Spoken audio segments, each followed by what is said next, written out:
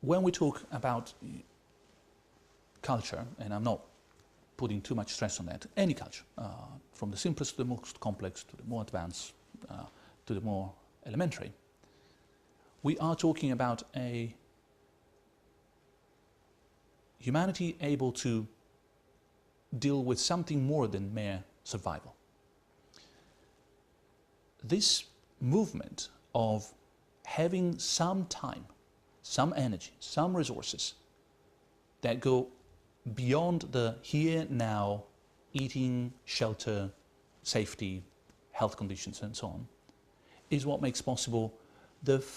very first step through which then a culture, which could be an awful culture, I'm not saying that it has to be a positive phenomenon, but something that becomes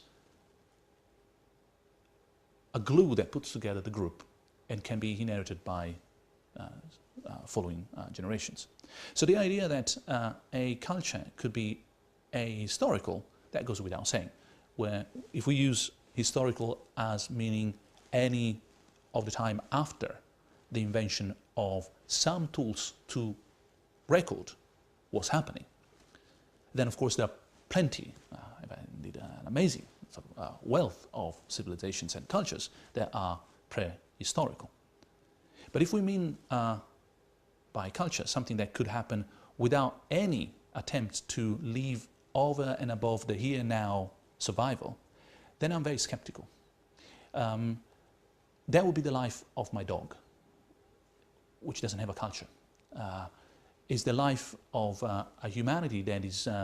flattened on the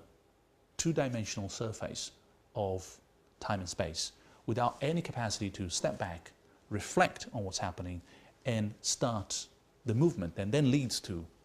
following generations being able to appreciate who they are, what they're doing in the world, etc. So at the very beginning there is the creation of some gap between living in a total glued state with the world and this reflective position. That is made possible by elementary technologies. It could be just the discovery of a particular way of cutting stones, or the wheel, or all the way down to a computer. The more we can do that, the more we have time to think, resources to enjoy the best side of our nature, the fact that it makes us special in this universe, as far as we know.